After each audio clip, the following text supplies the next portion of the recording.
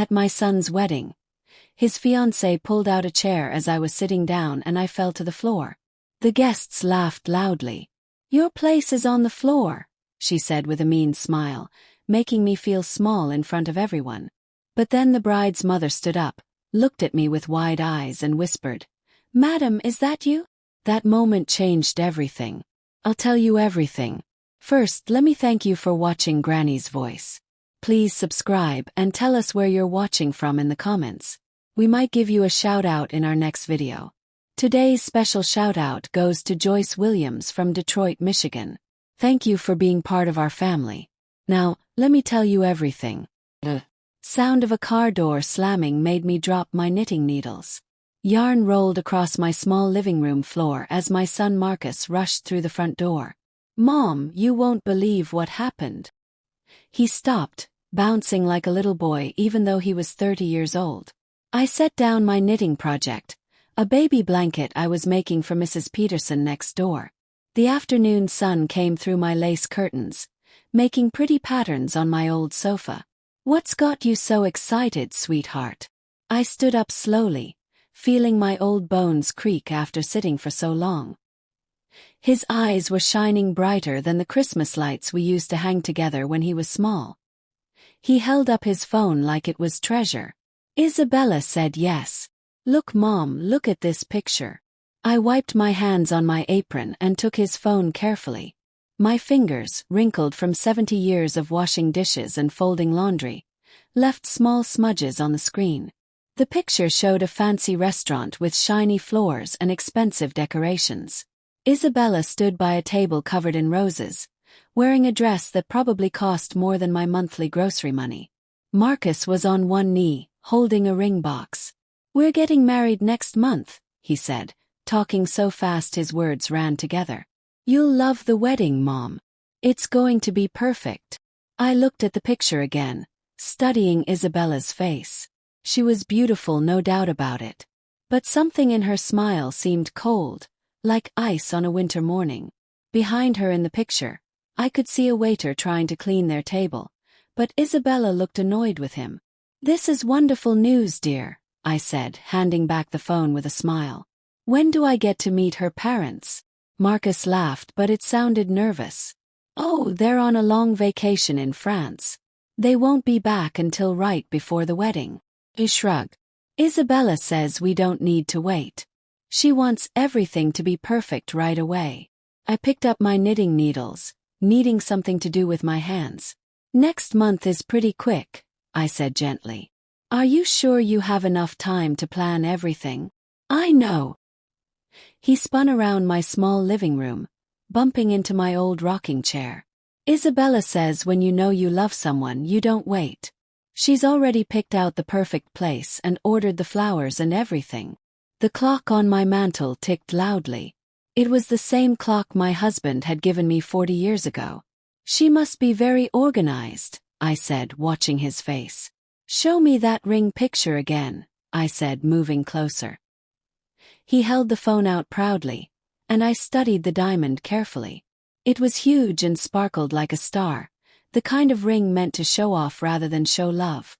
It was so different from the simple gold band my husband had given me all those years ago. That ring had been small and plain, but it had been filled with love. "It's very shiny," I said honestly. "She has expensive taste." "Isn't it amazing?" he said, looking at the picture with such happiness. "Isabella says she wants to take you to lunch tomorrow so you two can get to know each other better." I nodded, already thinking about what I would wear. My best dress was 10 years old, but it was clean and pressed. I wondered if it would be nice enough for wherever Isabella wanted to meet. "I'd like that very much," I said, though a worried feeling was growing in my chest like a storm cloud. "Just the three of us." "Yes, her parents are still in France. But that's good because you'll have all her attention." He kissed my cheek, and I smelled his cologne mixed with the spring air from outside. As he walked toward my kitchen, he stopped and looked back. "Mom, you're going to love her once you really get to know her. I promise." After he left, I stood alone in my living room with my half-finished baby blanket. I picked up the soft yellow yarn, but my hands were shaking a little. The picture played in my mind again and again. Isabella's cold smile, the rushed wedding, the parents who weren't around. I closed my curtains and walked to my bedroom. The worried feeling in my chest had nothing to do with the cool evening air.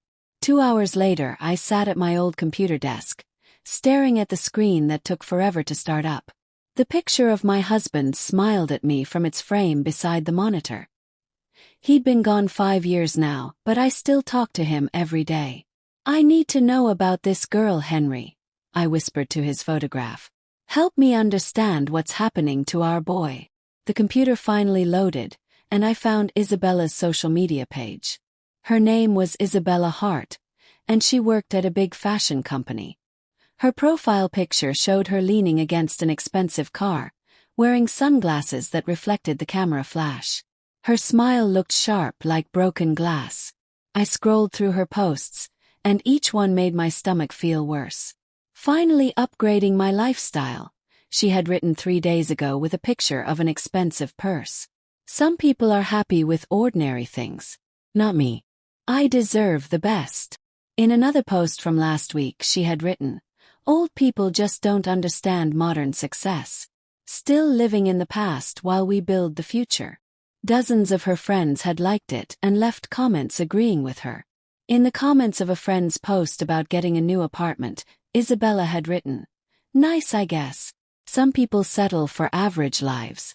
I have bigger plans. Ambition matters." My hands felt cold as I read through more posts. Picture after picture of expensive clothes, fancy restaurants, and jewelry that sparkled like stars. But it wasn't the money that bothered me. It was how she looked down on people who didn't have these things. Post from Christmas caught my attention. "Changing my life one smart choice at a time. Sometimes you have to leave your past behind to step into your future." The comments were full of support from friends who seemed to think the same way. One person had asked about her new boyfriend, and Isabella had replied, "He's perfect. Sweet, trusting, and his mother is exactly the kind of simple woman who won't cause problems." Simple woman. The words hurt like a slap. I leaned back in my creaky chair, feeling smaller than I had in years. Around me, my little bedroom felt even smaller. Pictures of Marcus growing up covered the walls. His first day of school, his graduation, birthday parties where he blew out candles while I cheered. In every picture it was just the two of us. After his father died, it had been my job to take care of him alone.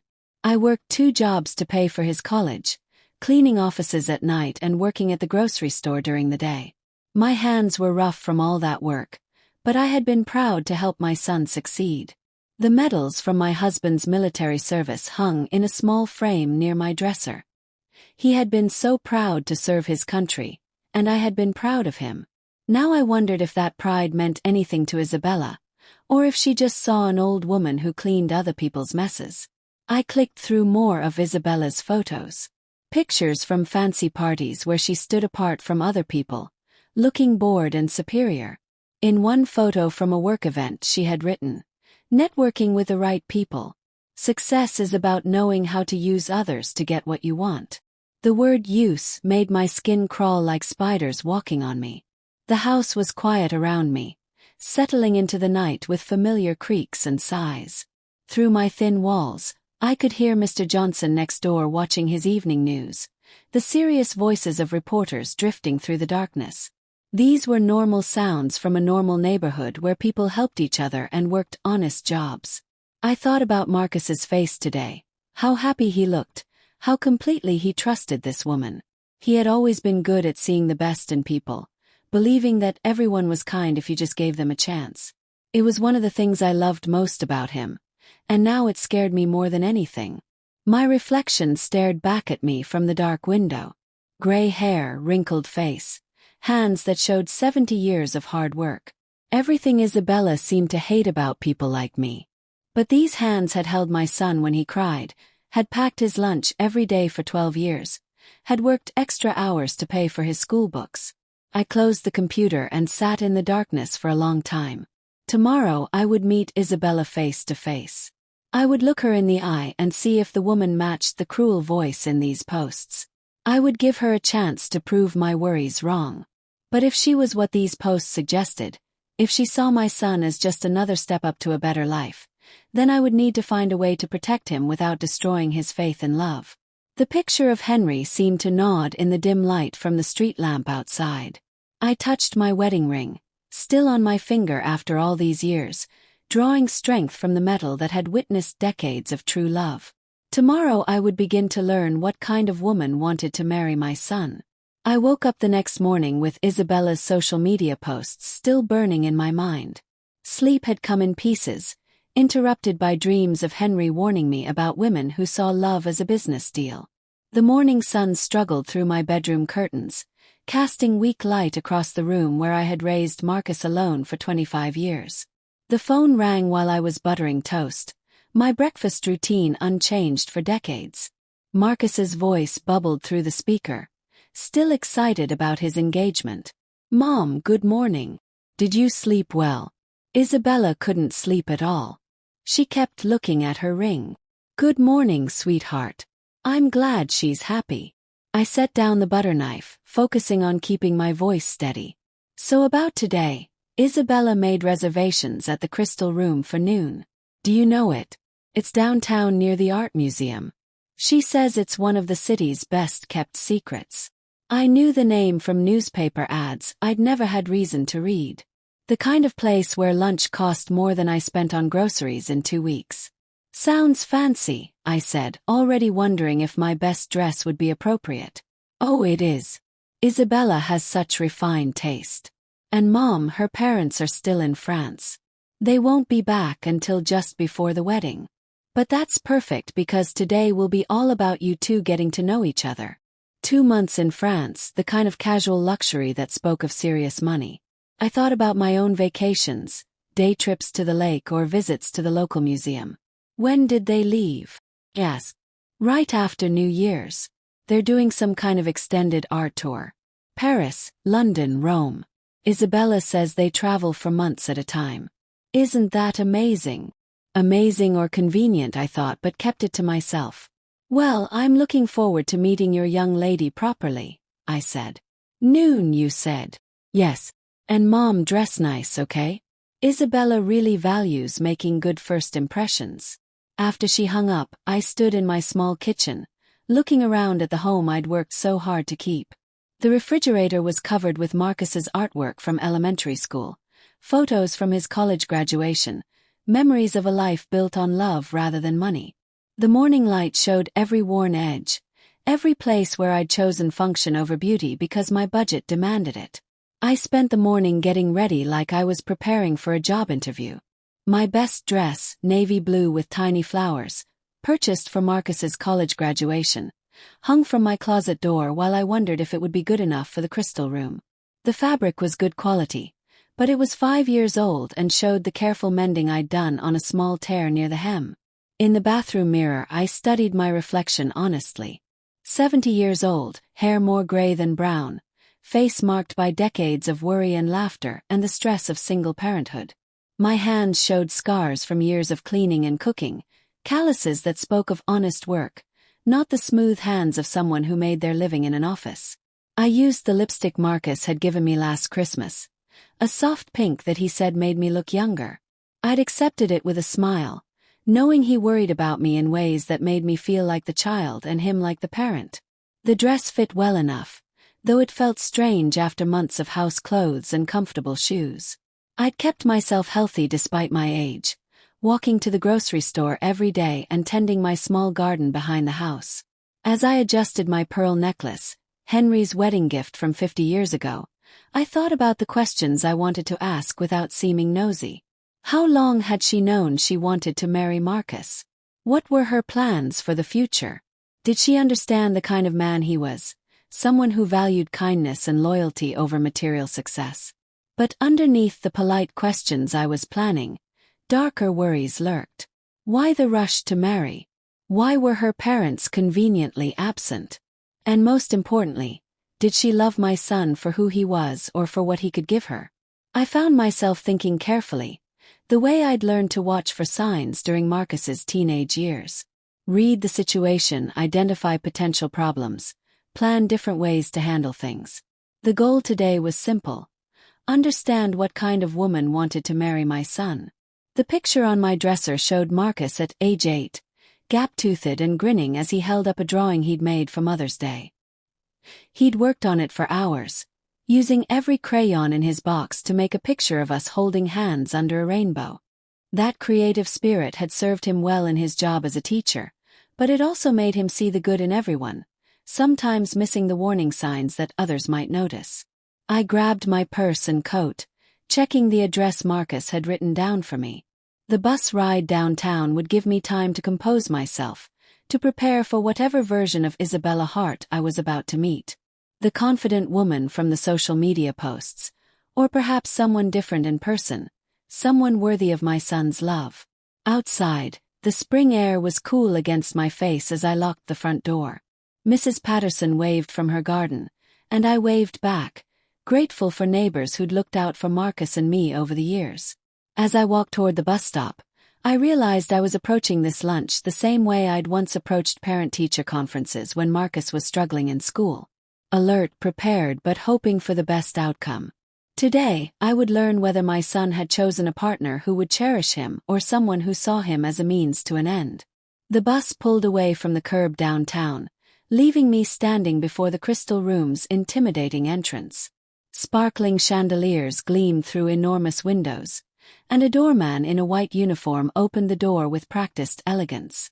I smoothed my dress one final time, feeling the weight of every dollar this place would cost.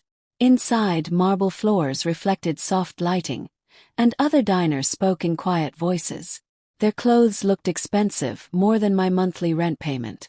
The hostess, a young woman with perfect hair and a smile that seemed practiced, looked me up and down with barely hidden judgment. "I'm meeting the Hart party," I said, keeping my voice steady. She led me through tables where women wore jewelry that sparkled with each movement, and men checked watches that caught the light like small mirrors. I spotted Marcus immediately, his face lighting up as he waved from a corner booth. Beside him sat Isabella, checking her phone with the casual attitude of someone used to keeping others waiting. "Mom!" Marcus stood as I approached, but Isabella remained seated until the last possible moment, rising slowly as if the effort bothered her. "Mrs. Reyes." Her handshake was brief and limp, lasting exactly long enough to avoid being rude. "Marcus has told me so much about you." The way she said it suggested he had told her too much for her liking. "It's nice to meet you properly, dear," I replied, settling into the chair across from them. "Congratulations on your engagement." Isabella's smile was all teeth and no warmth. "Thank you. We're very excited about our future together." She raised her hand to signal the waiter, not asking what we might want to drink. "We'll have the champagne service today," she announced when the waiter arrived. "The expensive bottle." No discussion, no question about what I might prefer. The waiter nodded respectfully and disappeared. "So, Mrs. Reyes," Isabella leaned back in her chair, looking at me like a scientist studying a bug. "Marcus tells me you worked very hard to support him. That must have been exhausting." The pause before exhausting carried hidden meaning. "I did what any mother would do," I said simply. "I took care of my child." "How admirable," she laughed, but the sound had sharp edges. "I work in fashion myself. High-end design, exclusive clients. A completely different world, I suppose." Marcus reached across the table to squeeze my hand. "Mom worked 2 jobs to pay for my college. She's the strongest person I know." "2 jobs," Isabella repeated, checking her expensive watch openly. "How exhausting for someone your age. Though I suppose different generations have different ideas about what's necessary."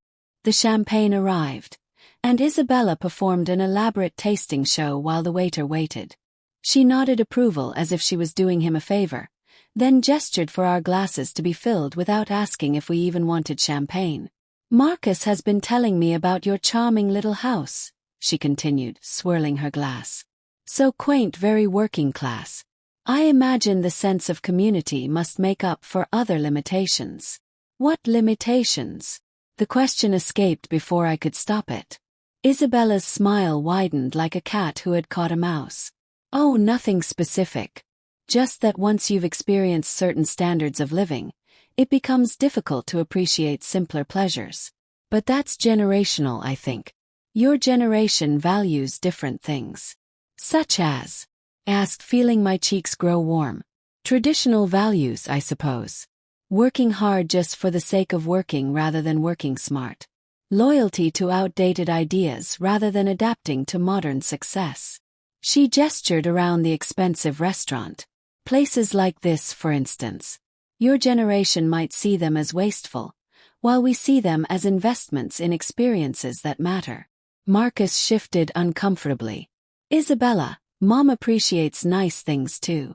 Of course she does, Isabella interrupted smoothly.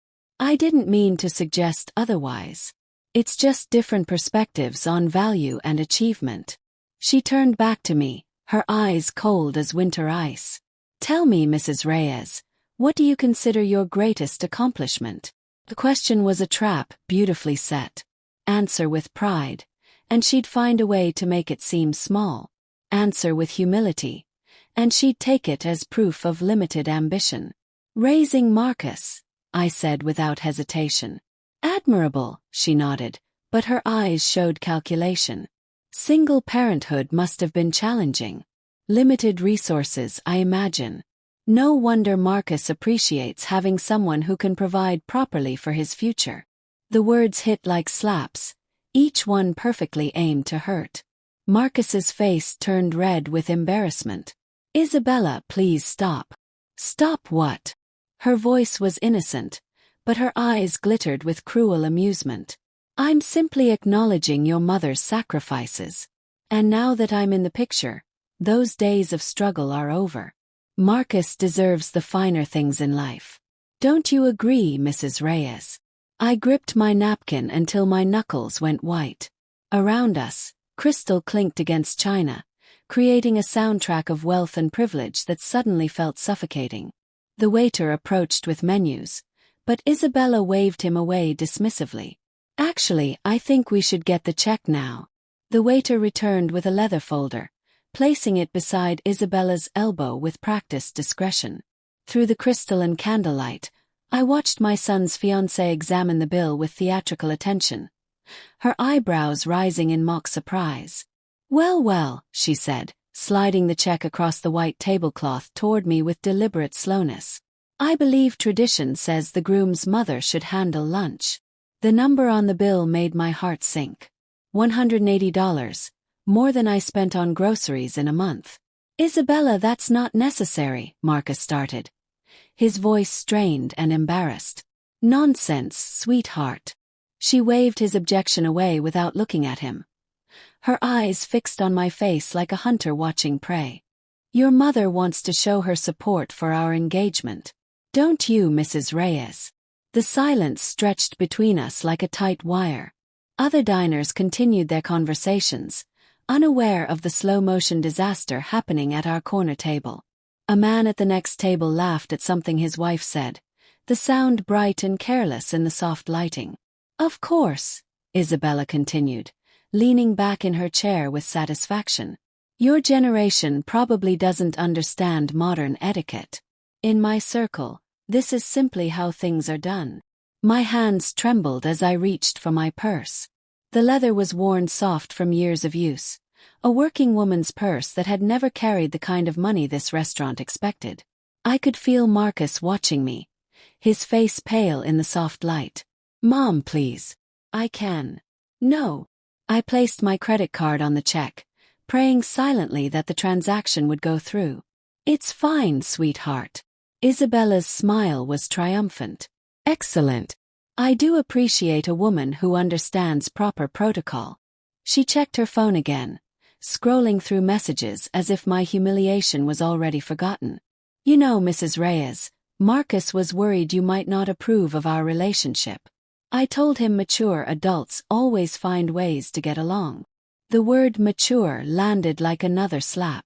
Around us, the restaurant hummed with quiet prosperity, the clink of expensive silverware, the whisper of silk and cashmere, the soft laughter of people who belonged in places like this. I had never felt more like an outsider in my entire life.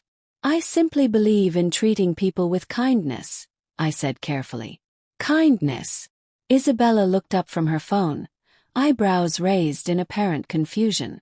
I thought I was being quite kind. After all, I'm honoring traditional customs. Some women in my position might insist on modern arrangements, but I understand the importance of letting older generations feel useful. Marcus's water glass shook in his hand. Isabella, please stop. Stop what, darling? I'm simply having a conversation with your mother. Her tone was sweet as honey, but her eyes glittered with malicious pleasure. Unless she's uncomfortable with honest discussion about our different backgrounds. The waiter returned with my credit card and a receipt. I signed it with a hand that trembled slightly, adding a tip that was painful but necessary to maintain dignity in front of the staff. $198 total. Nearly 2 weeks of grocery money. There we are, Isabella said brightly, as if she had done me a great favor. Nothing like a good meal to bring family together. Though I suppose this is quite a step up from your usual dining experiences, Mrs. Reyes. I stood slowly, my chair scraping against the marble floor. The sound seemed to echo in the sudden quiet that had fallen over our table. Marcus looked up at me with eyes that held growing horror and understanding. Thank you for lunch, Isabella continued, still seated, still smiling. I'm sure Marcus will appreciate seeing how well his 2 favorite women get along. The casual cruelty of it, the way she had orchestrated my humiliation while making herself look generous, took my breath away. This wasn't nervousness or social awkwardness. This was deliberate character destruction performed with surgical precision in front of my son. Mom, Marcus whispered, standing as well. His face was pale, and I could see understanding dawning in his eyes. I looked down at Isabella, still lounging in her chair with the confidence of someone who had never faced real consequences for her actions.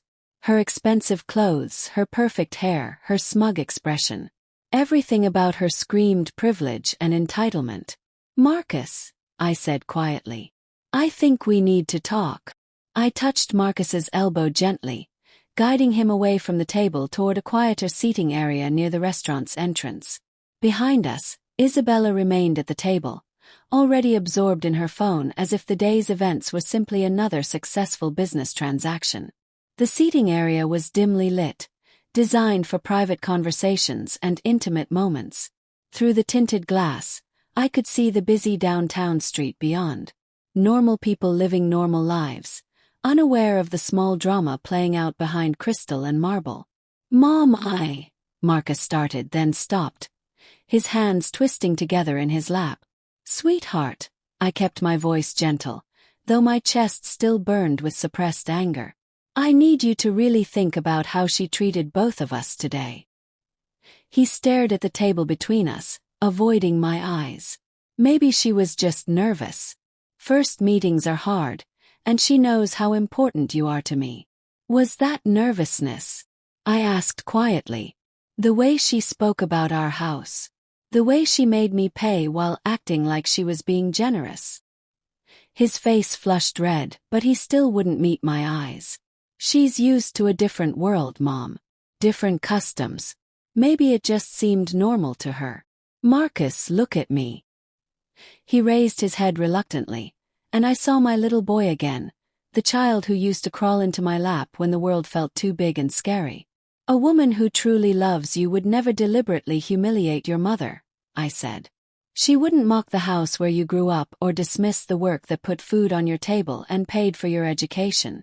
But I love her, he whispered, and the words sounded like a plea for help. And she says she loves me. I believe you love her. But honey, love isn't enough if it's not given back the same way.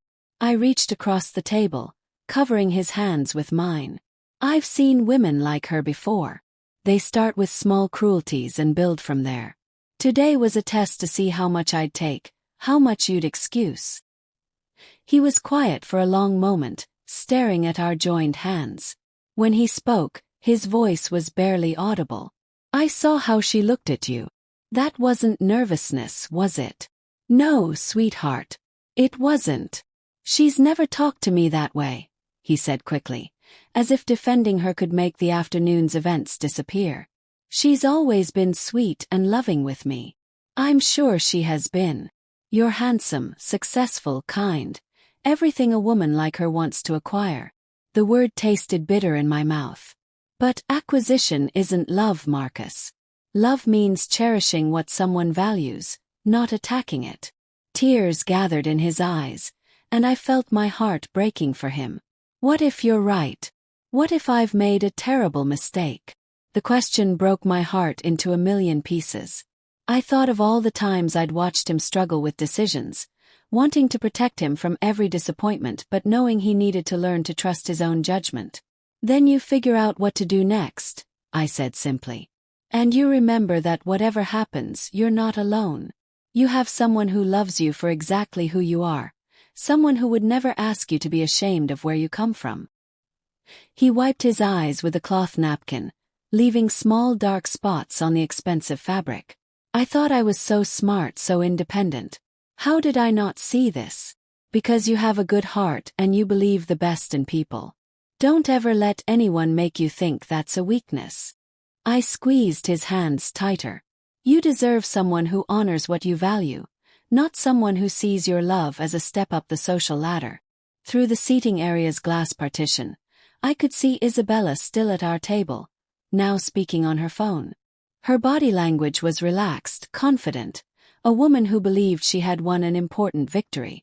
I keep thinking about the way she talked about our house, Marcus said slowly, like it was something embarrassing instead of home.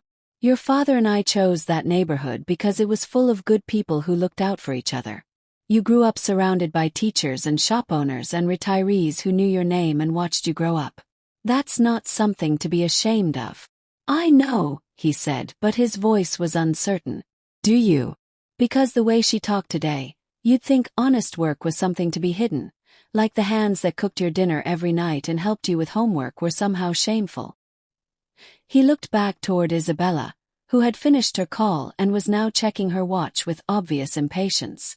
She's probably wondering what's taking so long. Let her wonder. I kept my voice steady, though part of me wanted to march back to that table and give her a piece of my mind. This conversation is about you, not her. What should I do, Mom? The question I'd been dreading and hoping for in equal measure. I thought of Henry, of the advice he would have given our son in this moment. Only you can decide that, sweetheart. But whatever you choose, I'll be here. And if you ever need a safe place to come home to, our door is always open. He nodded, fresh tears spilling over. I love you, Mom. I love you too, Marcus, more than you'll ever know. He stood up slowly, straightening his tie and taking a deep breath. I should go back. She'll want to leave soon. I stood as well, fighting the urge to pull him into my arms and carry him home like I had when he was small and the world had hurt his feelings. Just remember what we talked about, okay? And trust your instincts. They're better than you think. We walked back toward the main dining room together, his hand resting lightly on my arm for support. The taxi pulled away from the crystal room as the city's busy streets began to blur past my window. I slumped against the worn vinyl seat, feeling every one of my 70 years settling into my bones like winter cold. The driver's radio played soft music, a gentle contrast to the symphony of car horns and construction noise that formed the city's eternal soundtrack. Through the smudged window, I watched the transformation unfold as we left the expensive downtown area. Towering glass buildings giving way to older brick structures, designer storefronts replaced by family-owned shops and small cafes. The people on the sidewalks changed too, from business suits and designer heels to work clothes and comfortable shoes. My world, the world Isabella had spent the afternoon mocking and dismissing. My hand found my wedding ring, still warm on my finger after all these years. 50 years since Henry had slipped it there. 5 years since I'd held his hand as he passed away. The promise I'd made at his bedside echoed in the taxi's quiet space. Take care of our boy, Eleanor. Keep him safe from anyone who'd hurt him. I thought I understood what that meant then. Bullies at school and teenage heartbreak, maybe some college girl who didn't appreciate his worth. I never imagined someone like Isabella, who could slice his self-worth into ribbons while smiling and calling it love. The city bridge stretched ahead, its cables catching the reflection of afternoon sunlight like a web of silver threads.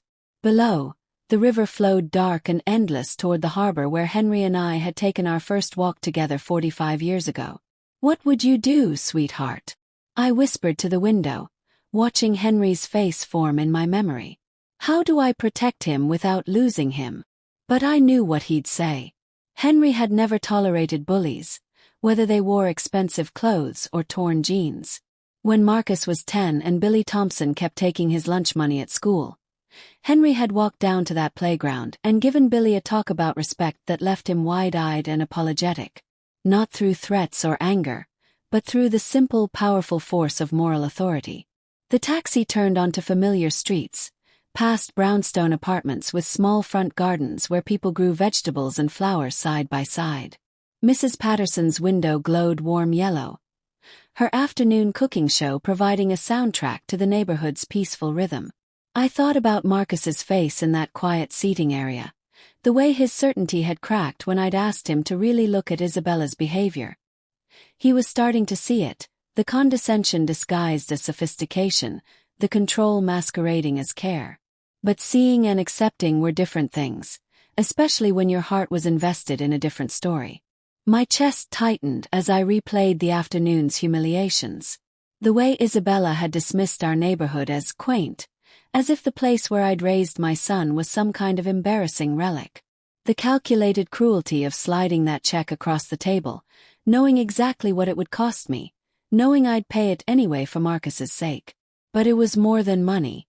It was the message behind it that I was old, simple, irrelevant. That my values were outdated, my work meaningless, my love for my son nothing more than an obstacle to be overcome. "You're wrong about that, girl," I said to the passing street signs. "Dead wrong." The taxi slowed, turning onto my street where the spring flowers were blooming in window boxes and small front yards. Porch lights were beginning to come on, creating pools of welcome warmth, and I could see Mr. Johnson across the street watering his tomato plants. Normal people living normal lives, building something solid with their hands and hearts. I'd spent 40 years in this neighborhood, watching children grow up and move away, helping neighbors through hard times and celebrating their good times. These were the people Isabella saw as beneath her, teachers and shop owners and retirees who measured their worth in relationships rather than bank accounts. The wedding ring felt warm against my finger as the taxi pulled up to my house. Through the front window, I could see the living room where I'd taught Marcus to tie his shoes, where we'd watched Saturday morning cartoons and built blanket forts that covered half the furniture, where Henry and I had planned our future, and where I'd raised our son alone when that future was cut short. "I promised you I'd keep him safe," I said to the empty seat beside me. "That girl is dangerous, Henry. Not with fists or weapons but with something worse. She wants to own him, not love him." The meter clicked off, and I handed the driver cash with a tip that would help him get home to his own family. As he pulled away, I stood on the sidewalk looking up at the house that had sheltered 2 generations of honest living. Tomorrow I would call Marcus. We'd talk, really talk, about what he'd seen today and what it meant for his future. I wouldn't try to control his choice, but I'd make sure he understood what choice he was making. And if Isabella decided to make this into a war, well, she'd started it. She'd learned that underestimating a woman based on her age and simple clothes was a mistake that carried consequences. I climbed the front steps slowly, key turning in the lock of the door that had always been open to anyone who needed shelter or wisdom or just a hot meal and someone to listen. Inside, the house waited quietly, filled with memories and the promise of whatever came next. 6 weeks had passed since that awful lunch. 6 weeks of careful phone calls and gentle conversations. Marcus had been asking questions about respect, about relationships, about the difference between love and possession. Each conversation made Isabella more frustrated, more desperate to regain control over the situation. The sound of an expensive car engine cut through the quiet evening, followed by a car door slamming with unnecessary force. Through my front window, I watched Isabella stride up my walkway, her designer coat flowing behind her like a battle flag. She didn't knock, she pounded on my door like she owned the place. I opened the door to find her standing on my porch, her usual polished appearance cracked and ugly underneath.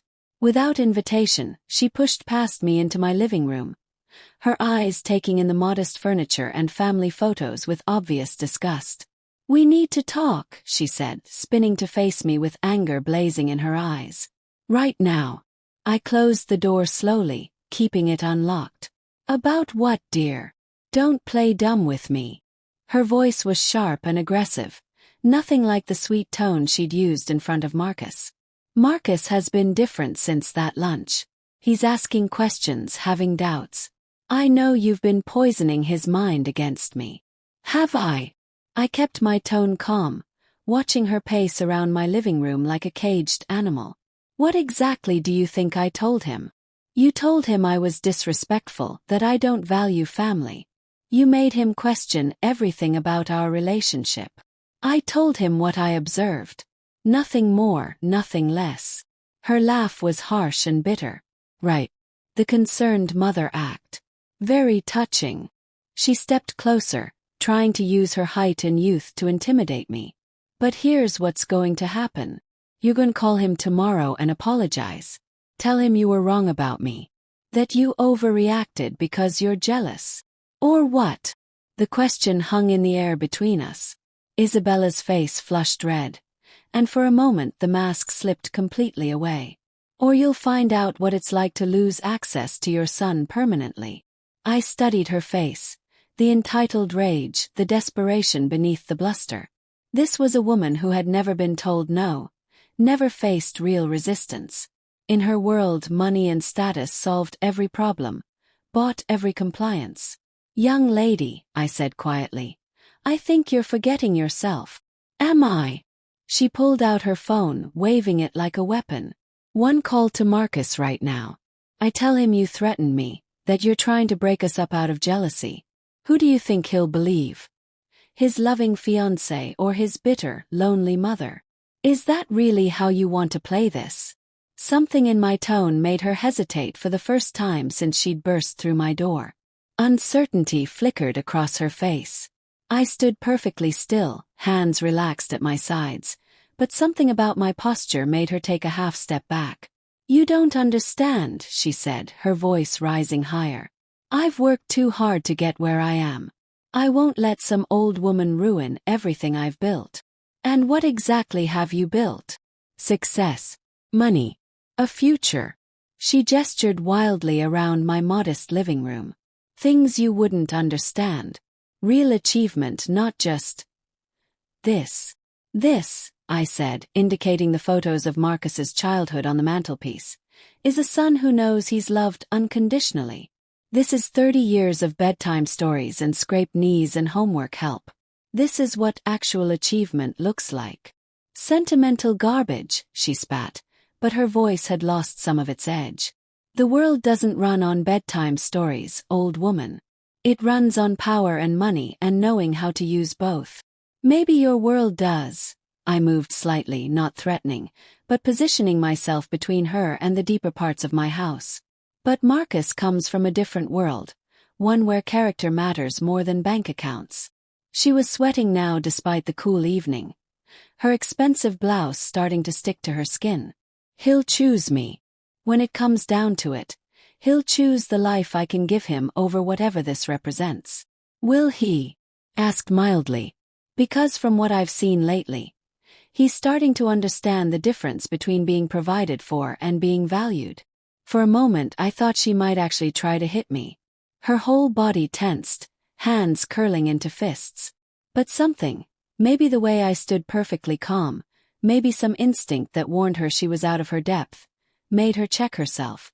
"This isn't over," she said, but the words lacked conviction. "Marcus is mine. He chose me, not this, not you. Marcus isn't property, dear. He doesn't belong to anyone." She headed for the door, then turned back one more time, trying to regain some of her lost authority. "You have no idea who you're dealing with." "Actually," I said quietly, "I think I have a pretty good idea." After she left, I stood in my living room listening to her car roar away into the night. Through the walls, I could hear Mrs. Patterson's television, the Johnsons' dog barking at something in their yard.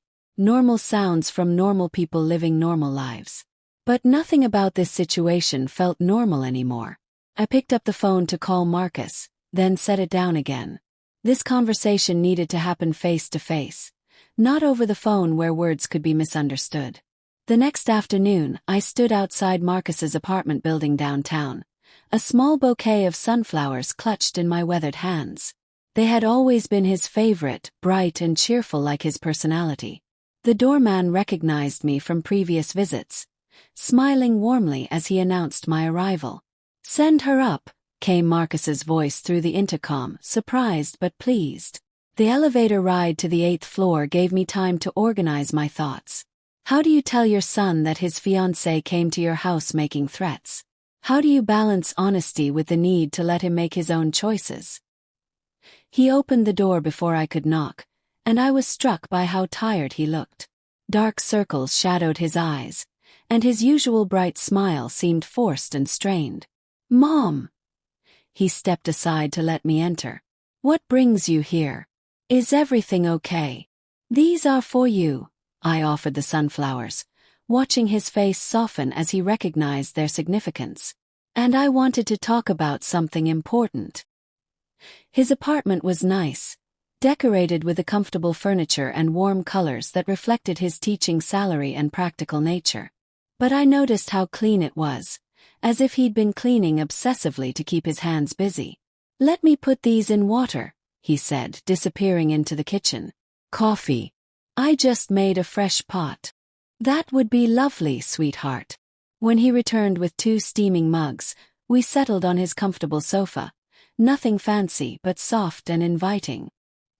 He tucked his legs beneath him like he used to as a child, and for a moment I saw my little boy again. "I want you to know," I began carefully, "that whatever happens with Isabella, I love you completely. Your happiness is the most important thing to me." He nodded, but his eyes were wary and tired. "But I also need you to know that Isabella came to see me last night." His coffee mug stopped halfway to his lips. "She what?" "She was very angry. Said you'd been asking questions, having doubts. She wanted me to call you and apologize, tell you I was wrong about her." I kept my voice steady and factual. "When I refused, she made some threats about cutting off my access to you." Marcus set down his mug with shaking hands. "I can't believe she would. I mean, I knew she was upset about things, but to come to your house. How did she act when she came home last night?" She was quiet for a long moment, staring into her coffee with growing understanding. "Agitated. Angry. She said she'd had a difficult day at work, but now that I think about it." She looked up at me with growing horror in her eyes. "Mom, I'm so sorry. I never thought she would do something like that." "You have nothing to apologize for, sweetheart." I leaned forward, covering his hands with mine. "But I am worried about you. The way she spoke about you last night, like you were something she owned rather than someone she loved." Tears gathered in his eyes, and I felt my heart breaking for him all over again. "I've been thinking about what you said at the restaurant, about respect and how people treat the things you value." He wiped his cheek with the back of his hand. "She's never talked about our neighborhood or our family the way she did that day. Never made me feel ashamed of where I came from. And how do you feel about that now?" "Confused. Hurt." He pulled his hands free, wrapping his arms around himself like he was trying to hold himself together. "I love her, Mom. Really do. But the woman I fell in love with wouldn't threaten my mother. Wouldn't try to cut me off from my family. People don't usually start with the big controlling behaviors," I said gently. "They start small, criticizing your friends, making you feel guilty for spending time with family, making you question your own judgment." He was nodding, tears flowing freely now. "She has been doing that. Little comments about my choices, about how I should dress when we go out with her friends, about how my teaching colleagues aren't ambitious enough." He looked at me with dawning realization. How did I not see it? How did I let it get this far? Because you loved her. Because you wanted to believe the best. I moved closer, wrapping my arms around him like I had when he was small and the world felt too big and confusing. That's not a weakness, sweetheart. That's who you are. Someone who believes in people, who sees their potential. But what if I'm making a mistake? What if I'm throwing away something good because I'm scared? I thought about Henry, about the promise I'd made to protect our son from anyone who would hurt him. But protection sometimes meant stepping back, letting him find his own strength. Only you can answer that, I said. But I can tell you this. A woman who truly loves you would never try to separate you from the people who matter to you. Love doesn't make threats like that. He cried quietly against my shoulder while afternoon light streamed through his windows, illuminating the simple furniture and family photos that suddenly seemed more important than any expensive decoration. I don't know what to do, he whispered. You don't have to decide everything today, but remember, whatever you choose, I'll be here. Our door is always open, and our love for you never changes. He pulled back to look at me. His eyes red but clearer than they'd been in weeks. I love you too, Mom. So much. I know, sweetheart. I know. We sat together as the afternoon light faded, mother and son reconnected on the foundation of honesty and unconditional love. Whatever came next, we would face it together. May sunshine filtered through the flowering trees of Rosewood Gardens, casting dancing shadows across white chairs arranged in perfect rows. I stood at the edge of the reception area, smoothing my best dress, the same navy one with tiny flowers from Marcus's college graduation, feeling uncertain among the sea of designer formal wear. Guests mingled in expensive clusters, champagne glasses catching the afternoon light like scattered diamonds. I recognized none of them beyond a few of Marcus's teaching colleagues who offered kind waves from across the lawn. Everyone else belonged to Isabella's world. Sleek haircuts, expensive jewelry, conversations about stock options and vacation homes in Europe. The ceremony had been beautiful. Marcus glowed in his father's altered wedding suit. The navy wool Henry had worn 30 years ago transformed into something that honored both past and present. When the minister asked who supported this union, I'd stood with mixed emotions, knowing what the reception likely held in store. "Excuse me, ma'am." A young woman with a camera approached. "Could you move aside? We're trying to get family photos." I stepped back, watching Isabella pose with her bridesmaids, her smile razor-sharp as she spotted me retreating. This was her domain now, her rules. Every gesture reminded me that I was here on sufferance, a necessary inconvenience to be managed and minimized. "Mom!" Marcus appeared at my elbow, handsome despite the tension I could see in his eyes. "Come meet Isabella's college friends." But as we approached the group, Isabella materialized with practiced smoothness.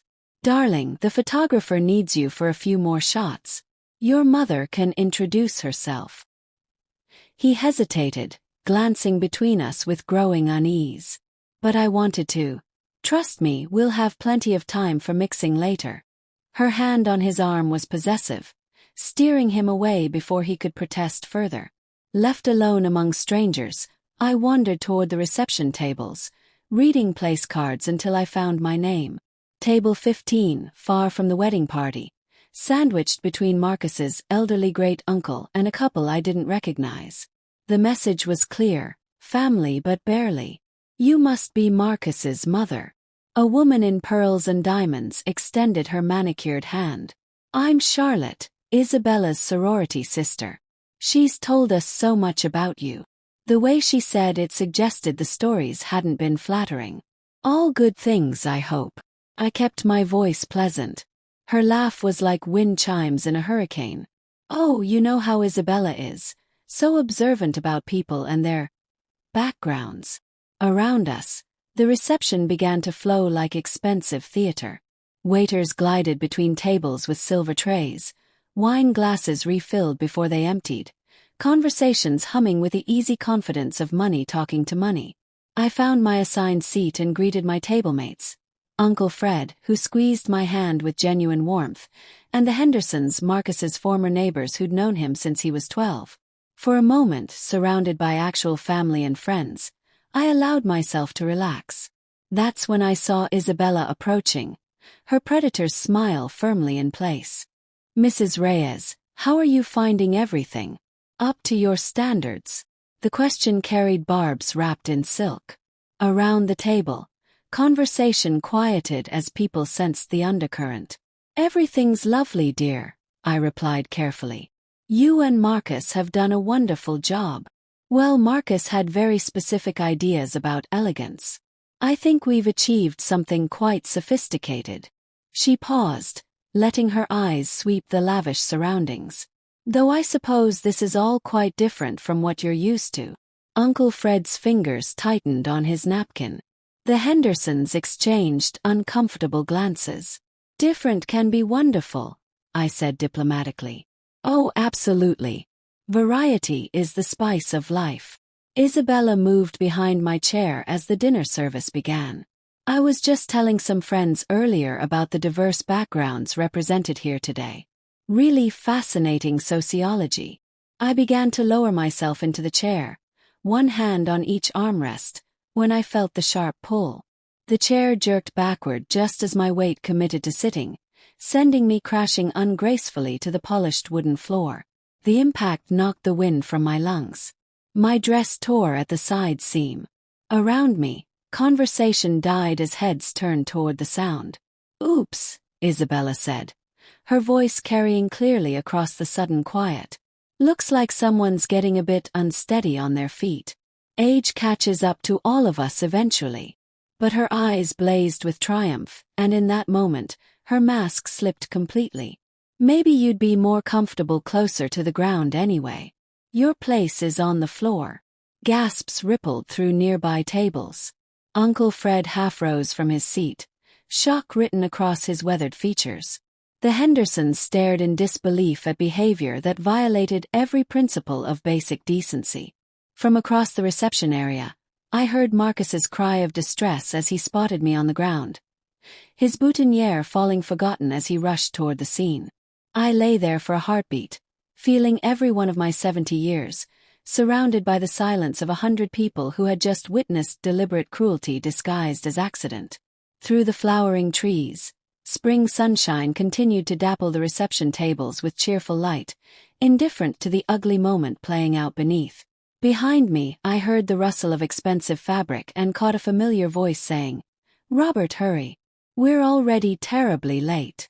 The late arrivals entered through the garden's main archway, a distinguished couple still showing signs of hasty travel. The woman moved with unmistakable grace despite her casual clothes, scanning the reception with intelligent eyes that took in everything: the uncomfortable silence, the scattered guests, and the elderly woman being helped from the ground. "Darling, there you are," a woman near the entrance waved with relief. "We were so worried about the flight delay." But Margaret Hart had stopped moving entirely, her attention locked on the figure struggling to stand with her son's assistance. Something about the way the older woman held her shoulders, even in distress, triggered a memory buried deep in decades of charitable work and community service. Something about her dignity, her bearing, the way she accepted help without losing her composure. "It can't be," she whispered, leaving her husband Robert's side without explanation. I was dusting off my torn dress when I heard heels crossing the reception area with purpose. Expensive heels, but the sound of someone who had spent decades learning to move with authority and intention. "Madam." The voice cut through the murmur of uncomfortable guests. "Madam, is that really you?" I looked up from straightening my torn side, seemed to find a face I hadn't seen in 15 years, aged but unmistakable. Silver now touched her temples, and lines marked her features, but the eyes held the same warm intelligence I remembered from community fundraisers and charity events. "Margaret." The name escaped before I could stop it. "Mrs. Hart." Her face transformed with recognition and something deeper, the bone-deep gratitude of someone whose organization had been saved and never forgotten. "Eleanor Reyes. I can't believe. What are you doing here?" Around us, guests leaned closer, sensing drama but not understanding its source. Isabella stood frozen, her triumph curdling into confusion as her mother approached the woman she had just humiliated. "This is my son's wedding," I said quietly, glancing toward Marcus, who watched our reunion with growing amazement. Margaret's eyes widened as the impossible coincidence registered. Her gaze swung to Isabella, then back to me, processing implications that would reshape everything she thought she knew about this day. "Your son," she began, then stopped as understanding hit her like lightning. Her voice rose, carrying across the reception with the projection of someone trained to address large crowds at charity events. "Ladies and gentlemen, I need everyone to understand something." The authority in her tone commanded immediate attention. Conversation ceased. Waiters paused mid-service. Even the string quartet lowered their instruments. "This woman," Margaret continued, her hand falling on my shoulder with reverence, "is Eleanor Reyes, the volunteer coordinator who saved our children's hospital 15 years ago." Robert appeared at his wife's side, recognizing the story he'd heard countless times but never expecting to meet its hero. His eyes filled with understanding as he looked between his wife and the woman who had performed miracles. When our funding was cut and we were about to close the pediatric wing, Margaret's voice carried emotion that 15 years hadn't diminished. This woman organized the entire community. She worked 18-hour days for 6 months, coordinating volunteers, organizing fundraisers, managing every detail of the campaign that saved our hospital. Gasps rippled through the crowd. Heads turned toward me with new awareness, recontextualizing everything they'd witnessed. The woman on the ground wasn't some working-class embarrassment. She was a community hero who had saved children's lives through pure determination. "She raised over $2 million, Margaret continued, her voice thick with pride and emotion. Money that meant the difference between life and death for hundreds of sick children. The hospital board wanted to name the wing after her, but she refused. She said the recognition should go to the community that came together to help." Isabella's face had gone white as winter snow. Her mouth worked soundlessly as the magnitude of her miscalculation became clear. The simple old woman she'd been tormenting was a celebrated community leader who had earned her respect through decades of selfless service. "She never told me," Marcus whispered, but his voice carried in the stunned silence. Tears streamed down his cheeks as he looked at me with new eyes. "Mom, you never said anything about—" "I just did what needed to be done, Margaret," I interrupted, uncomfortable with the attention. "Any community member would have done the same thing." "No, Eleanor, not anyone." Margaret's voice cracked with emotion. "You saved our hospital so families wouldn't have to travel hundreds of miles when their children were sick. You gave hope to parents when they had nowhere else to turn." She turned toward Isabella, whose face now showed horror at the recognition of what she'd done. "This woman is a genuine community hero, and if I just witnessed someone treating her with anything less than complete respect." Her eyes found Isabella's, carrying a mother's disappointment that cut deeper than any shouting could. The reception area buzzed with whispered conversations as guests processed the revelation. Champagne glasses sat forgotten on tables as people stared at the torn-dressed woman who had moved mountains to save children. From her position beside me, Marcus reached for my hand, squeezing it with fierce pride and love. "Welcome home, Eleanor," Margaret said formally, embracing me like the dear friend she'd always been, honoring someone who had given everything for others. The silence stretched like held breath until Isabella stepped forward, her face ashen but resolute.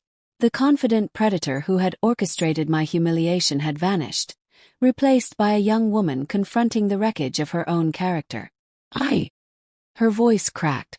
She cleared her throat and tried again, moving toward the microphone the band had been using for announcements. "I need to address everyone here." Guests shifted uncomfortably as she adjusted the microphone with trembling hands. Marcus moved closer to me, his grip on my arm tight with apprehension.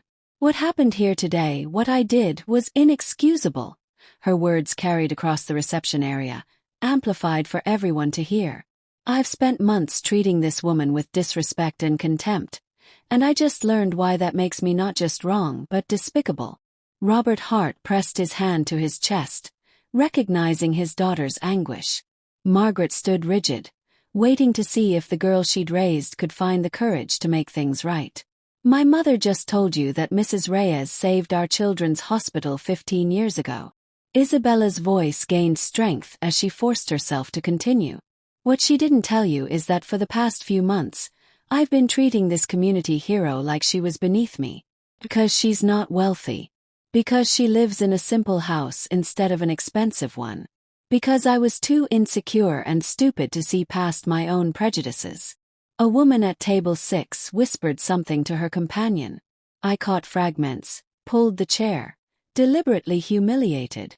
I made fun of her neighborhood, her work, her values. Isabella's confession grew more painful with each admission. I forced her to pay for an expensive lunch just to watch her struggle with the bill.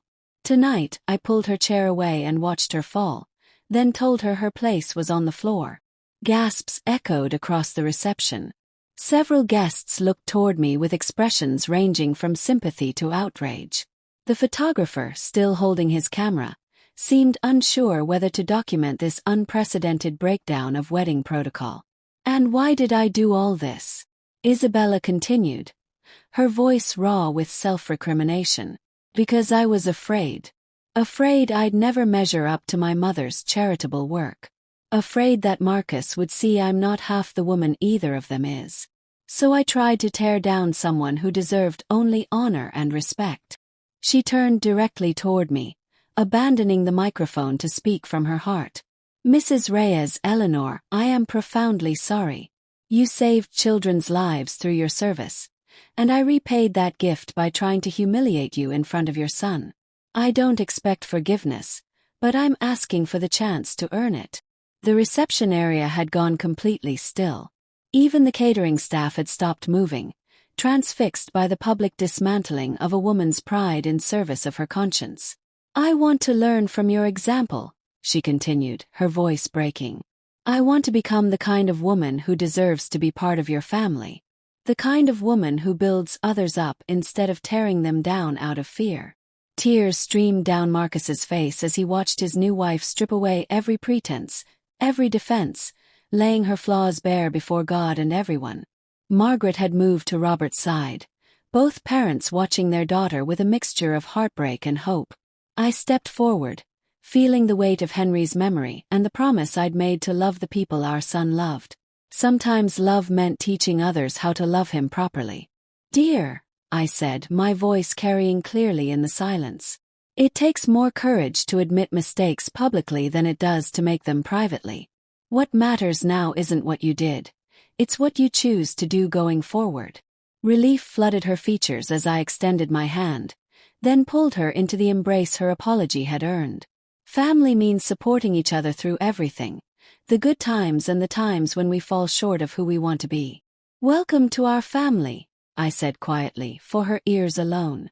And thank you for loving my son enough to become worthy of him. Margaret approached with tears in her eyes, but her face held the warmth of a mother whose daughter had finally learned the lessons that mattered most. I'm proud of you, Isabella. This is the woman I raised, the one I knew was in there all along. Robert joined our circle, tears flowing freely as he embraced both Marcus and me. I'm so sorry for what you endured, but I'm grateful my daughter found the strength to make it right. The photographer raised his camera hesitantly. Should I? Yes, Marcus said firmly, his arm around my waist and his hand finding Isabella's. Document this, the moment our family really began. As applause began slowly and built to a crescendo, I felt Henry's presence as surely as if he stood beside me. Our son had chosen well, not the woman Isabella had been, but the woman she was becoming. The band resumed playing, couples moved toward the dance floor, and somewhere in the garden's flowering trees, spring sang its eternal song of growth and second chances. If you enjoyed this story from Granny's voice, please give it a thumbs up and tell us in the comments about a time when someone surprised you by changing for the better. Don't forget to subscribe for more heartwarming stories about family, forgiveness, and finding your way home. Click the video on your screen to hear another story that will touch your heart. Thank you for listening to Granny's Voice.